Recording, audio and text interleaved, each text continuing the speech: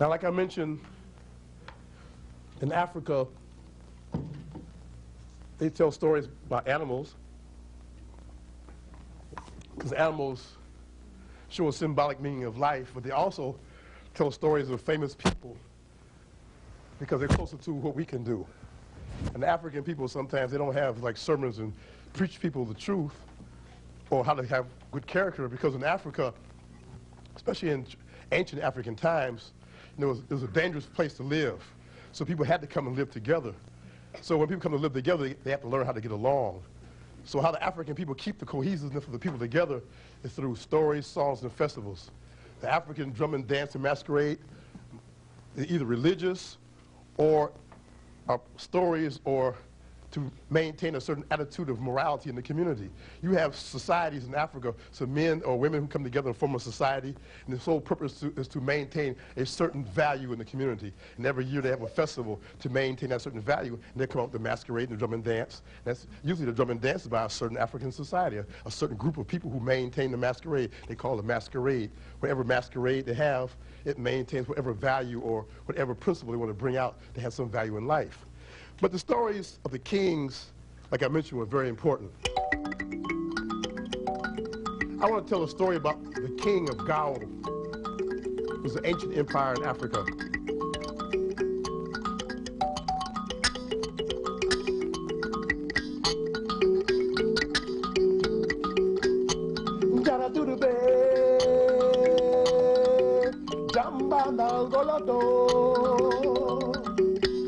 Mamando la qui cerebera la borma godio yo yeah yo. Some of the songs I cannot sing about cold keeps me bogged down. You know, in Africa they don't have colds. It's too hot. Even the germs can't survive. It's so hot. You know, virus boy be sweating all the time. But you come over here, not only is it a hard time on us, but also the instruments, because, you know, a lot of instruments are made out of skin, and they don't like the cold weather either. I have to tune them up all the time. So y'all may excuse me if I kind of crackle a little bit. Once there was a man named Umari. He loved to do good deeds. Anytime he saw someone in trouble, he was the first to try to help. One day he saw old lady Fatima carrying a basket of groceries on her head, walking down the street. You know, the African women, they carry heavy things on their head because their whole body would carry the weight, because carrying something in your arms would make your arms tired, and they can carry things further and heavier just putting on their heads, because their whole body would carry the weight. But even with this, old lady Fatima was too old, and she would take her basket off, rest for a few minutes, put it on her head, walk again, rest for a few minutes. Brother Umari saw old lady Fatima and said, "Oh, old lady Fatima, her husband died last year. She needs much help. Maybe I will help her." So Brother Umari came up to old lady Fatima and said, "Old lady Fatima, let me help you take your groceries home." She says, "Oh, Brother Umari, I like what you say. You may do as you wish." So Brother Umari took old lady Fatima home. He looked all around and saw. He said, "Oh, Lady Fatima, I like to come over and do some chores for you. Clean up your house, do things for you." She says, "Oh, Brother Umari, I like what you say. You may do as you can." So the next day, Brother Umari came to old lady Fatima's house. He knocked on the door. Bam, bam, bam, bam. Lady Fatima opened up the door and said, "Oh, Brother Umari, what can I do for you?" Brother Umari said, "Oh, no, Lady Fatima. What can I do for you? I wish to help you, do some things for you. Clean up your house, do some chores for you." She said, "Oh, Brother Umari, I like what you say, but someone already came in to help me. I do not need your services today." He said, "Oh, okay." He started to walk. Well, I messed him up. Have you ever had that kind of experience? You said, I'm going to go over Sally's house Saturday, and we're going to have much fun, we're going to play, we're going to get together, and then something happens, so Sally had to go out of town. It messes up your affairs, don't it? But that did not bother Brother Umari, because tomorrow's another day. He said, "I will go to Lady Fatima's house tomorrow. I'll go there early. The early bird gets the worm." So the next day, early in the morning, Brother Umari knocked on Lady Fatima's door. Bam, bam, bam, bam. Lady Fatima opened up the door and said, "Oh, Brother Umari, you are here very early. What can I do for you?" Brother Umari said, "Oh, no, Lady Fatima. What can I do for you? For I like to help you, do things for you, do some chores for you." She says, "Oh, Brother Umari, I like what you say, but someone already came to help me. I do not need your services today." He says, "Oh, okay." He said, Well, tomorrow I'll go even earlier, he said. Early in the morning, after morning prayer, I shall go to Lady Fatima's house. So early in the morning, I mean even before the birds came up, Brother Umari knocked on Lady Fatima's door. Bam, bam, bam, bam. Lady Fatima opened the door and said, "Oh, Brother Umari, you are here very early in the morning. What can I do for you?" Brother Umari says, "Oh, no, Lady Fatima. What can I do for you? For I like to help you and do things for you." She says, "Oh, Brother Umari, I like what you said, but someone already came in to help me. I still do not need your services today." He says, "Oh, okay." He said, "Who is this beating me to the punch?" He said. "I know what I'll do," Brother Umari said. "Tonight, I'll hide in the bushes, and I'll see who this person is." So that night, Brother Umari hid in the bushes. A cloaked man came to the door. He knocked on the door, the cloaked man went in.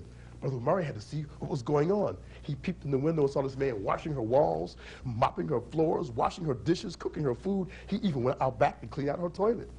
Now in Africa, they have what they call outhouses. Do anyone know what an outhouse is? And sometimes we go down south or go camping, you have that little portal thing outside. Well, a lot of Africans, except for modern times, they believe in not having their bathrooms or their restrooms inside the house. It's outside.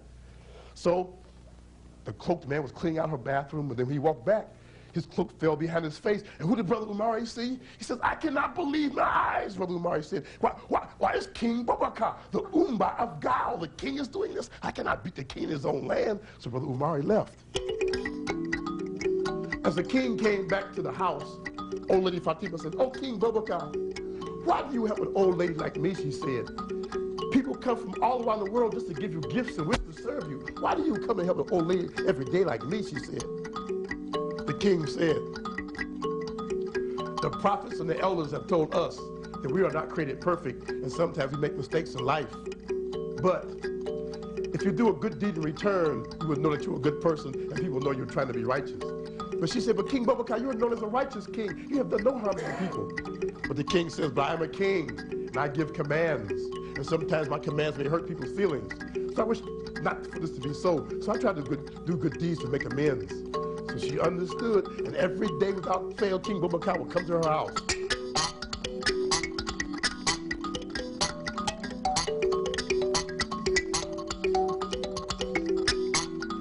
One day the king did not show up, he was late. Lady Fatima said, "Where's King Boubacar? It's not like him to be late. Whether it would rain or whether he was sick or whether it was a war, somehow he always managed to come. It's not like him. Where's the king?" She said, "Where's the king?" She couldn't sleep. She tried to lay down and rest. She couldn't eat. She was restless. She would walk around. She says, "Where's the king? Where's the king?" She walked to the window and looked out the window. Then a thought came into her mind. She says, "Oh, my Lord, I know what happened to King Boubacar. He is dead. He is dead. Yes, he must be dead because nothing will stop him from coming and help me except he has died." She saw some people outside. She ran outside. She said, "People, people, people, the king is dead. The king is dead." The people says, "Lady Fatima, calm down. What's the matter? What's the matter?" She says, "King Boubacar, he is dead. The king is dead." The people were shocked. They said, "Oh, Lady Fatima, how do you know this?" She said, "Because he did not come and clean up my toilet today." The people cracked up. They heard her so funny in their life. They said, no, the king is dead, the king is dead. So some more people walked up and they saw this commotion. They said, "What's going on here?" They said, "Oh, there is a crazy old lady ranting and raving over here." They said, "Oh, Lady Fatima, calm down, calm down. What is the matter?" She said, "The King Boubacar, he is dead, the king is dead." They too said, "Oh, how do you know this?" She said, "Because he did not come and clean out my toilet today." One man, when he heard this, he said,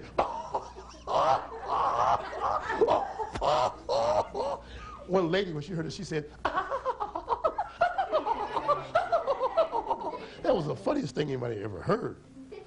Now, some of the king's soldiers were marching by. Groan, groan, groan. They never smiled. The empire spread because of their discipline, and war made nothing funny in life.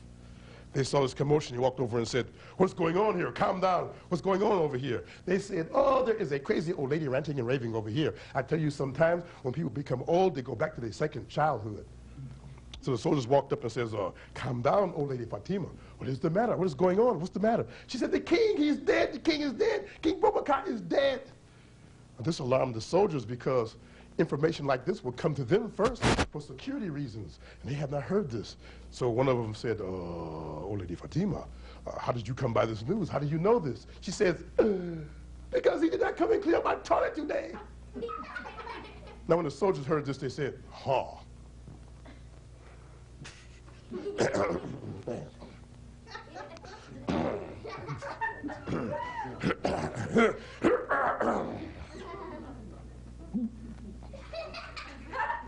She said, he didn't clean out his toilet. She didn't clean out his toilet.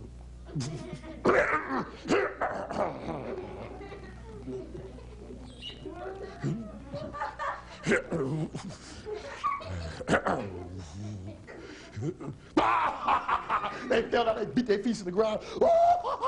They rolled on their back, kicked their legs. That was the funniest thing they ever heard. All the soldiers laughed except one. He was the lieutenant. He says, this is not funny. Because if our enemies hear rumor of this, they may become brave and try to attack us. We must take her to the king. We must stop her from doing this nonsense. Let's take her to the king. She will see the king is okay, and she will stop all this ranting and raving. So the townspeople, the soldiers, the old lady Fatima went to the king's palace. They knocked on the door. Bam, bam, bam, bam. King Boubacar, your subjects demand your appearance, said the people. But the door did not open. They knocked on the door again. Bam, bam, bam, bam. King Boubacar, your subjects demand your appearance. The door slowly opened.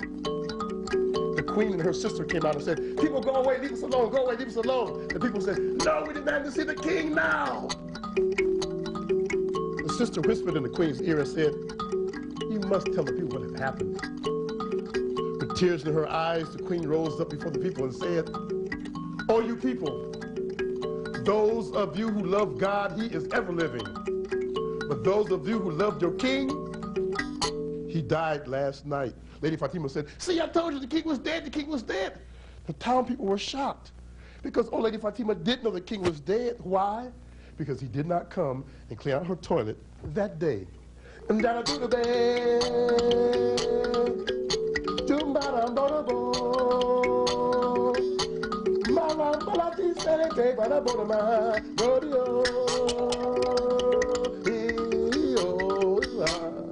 thank you very much.